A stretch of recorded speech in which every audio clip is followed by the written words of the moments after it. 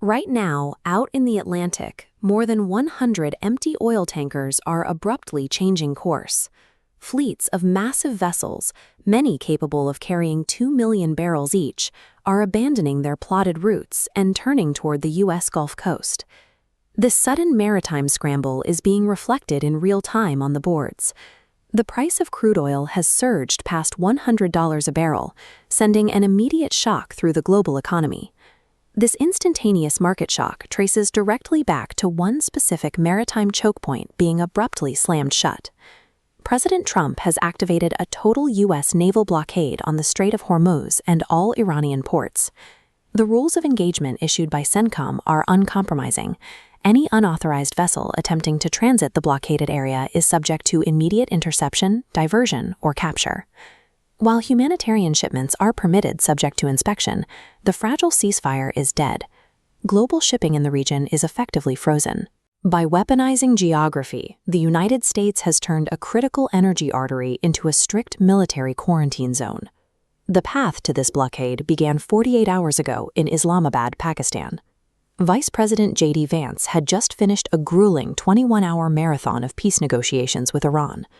Iranian officials entered those talks suffering from a leverage delusion.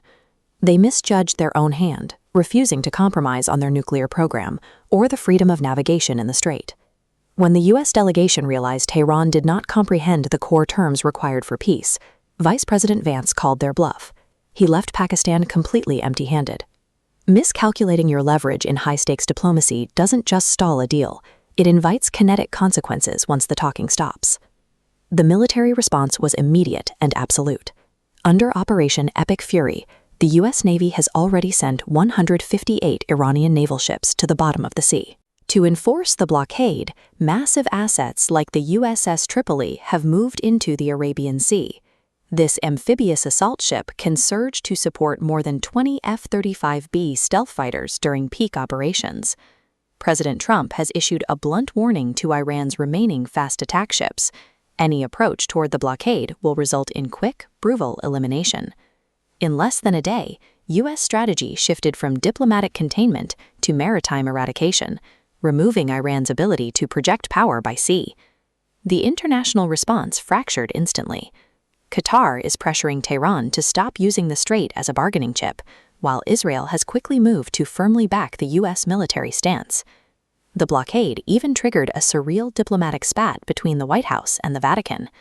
President Trump and Pope Leo XIV are currently trading public barbs over the morality of the military action. A localized naval blockade forces every global power, from regional military allies to the Catholic Church, to actively choose a side. The diplomatic standoff is now entrenched. Iranian President Pezeshkian has condemned the blockade as piracy and refuses to negotiate until the U.S. abandons its totalitarianism. This blockade is a fundamental stress test for global supply chains. It is forcing the world to pivot to American oil independence to keep economies running. In just 48 hours, the blockade has disrupted established energy flows, forcing an immediate and massive redirection of the world's oil supplies. The U.S. Navy currently holds absolute military dominance over the coastline, leaving Iran's economy and its remaining military structure to face total suffocation.